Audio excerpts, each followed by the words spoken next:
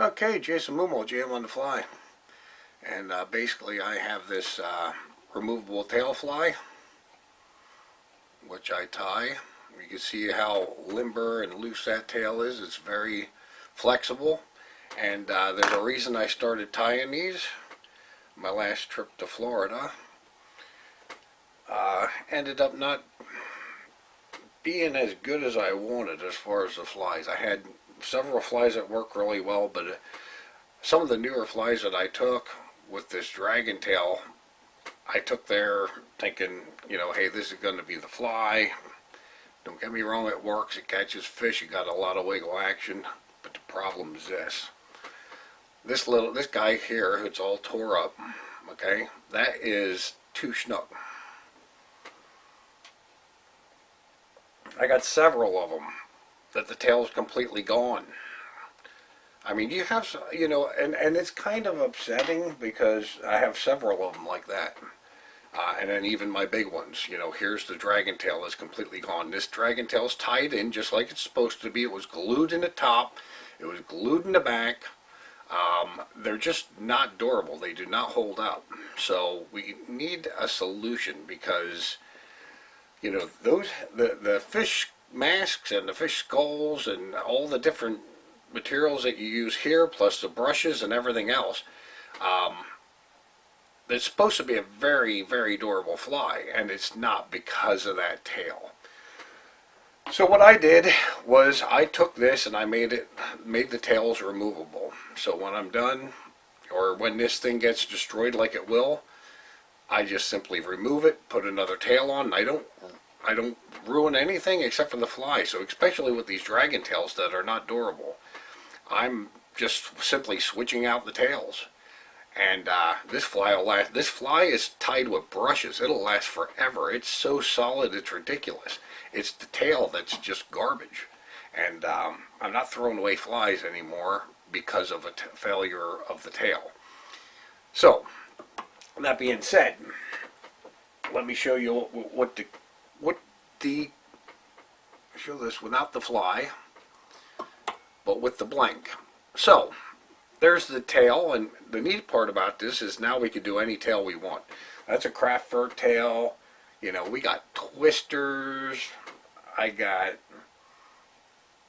zonker strips. I got bucktail. Whatever tails you want, whatever you want to use, you can use any tail you want now. Okay, and that could go on the same fly. So basically, the tail now completely separate from the front. Simply pinch this. It's a speed clip. A lot of bass fishermen use these to get rid of their. A lot of bass fishermen use them to get to switch their. You see which way that's all. Okay, there we go. A lot of bass fishermen use them to switch lures really quickly. I'll show you what that looks like as far as in the package. Here we go. There's a package of them. And they're simple speed clips. Looks like this right here. If you could see that, kind of zoom in on that, and you could probably see that pretty decently. But that's what the clip looks like. And for the tail itself, I'm just using the fish spines. So if you've seen the fish calls fish spines, that's what I'm putting in the vise right now. I'm going to zoom in on this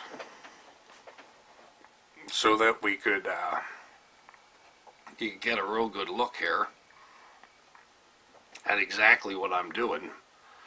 Basically put a spine in the hook or in the vise, and we're just going to wrap that down. And these spines pretty much go any way they want.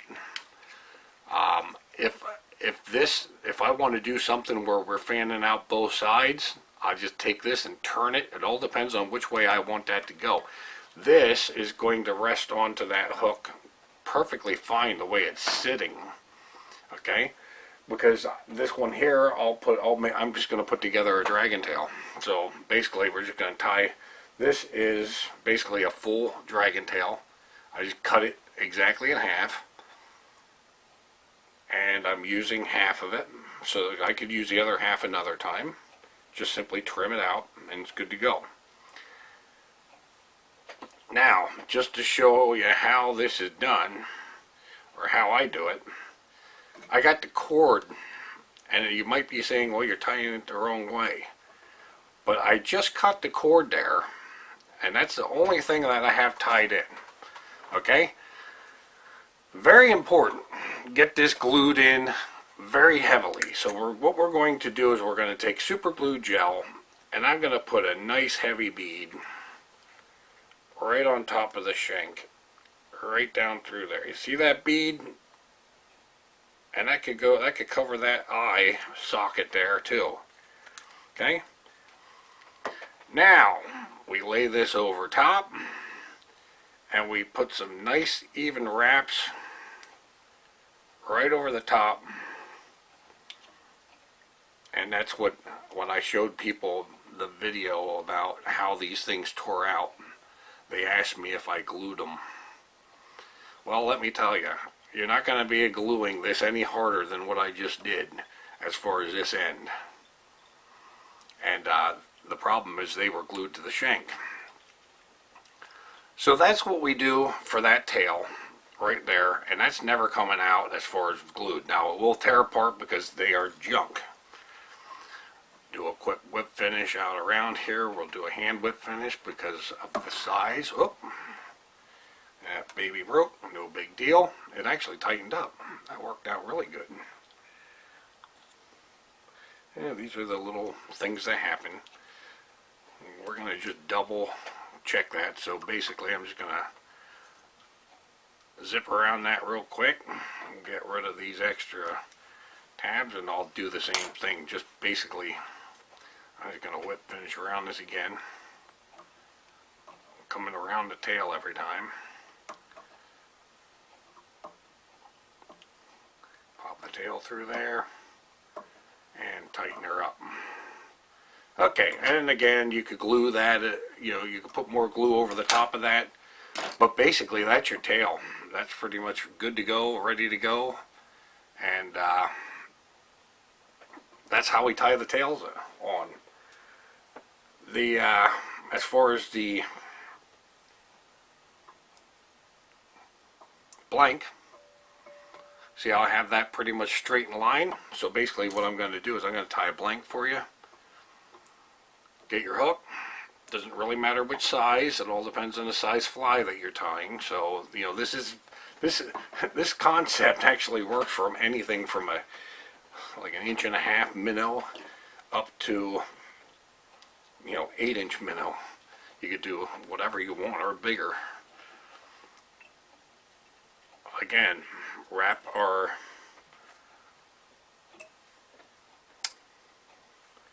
thread on there, and I'm using mono, by the way, Dan Bailey Fine Mono.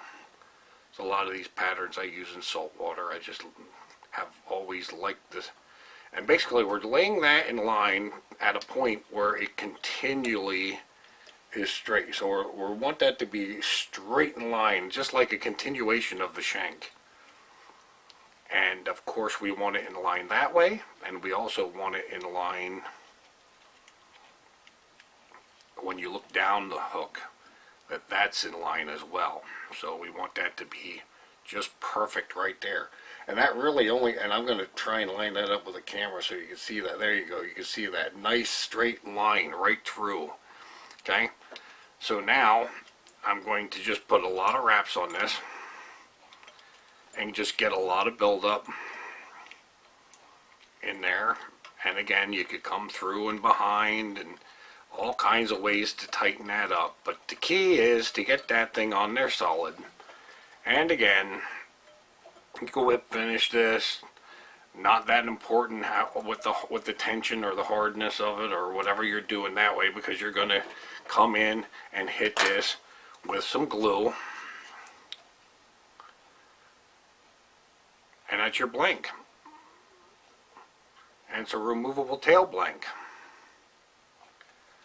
Then the only thing I would recommend, as far as for your, when you go to tie a fly, if you're tying this fly, I would suggest going right here, let's throw a hollow tie out of deer hair on it right off the bat. That will cone the area where the hook rests. So basically, if I pinch this, and that one's a little tacky, so let me just take this one down because I just tied that blank. Let me put another one in the vise that I could actually work with. Here we go.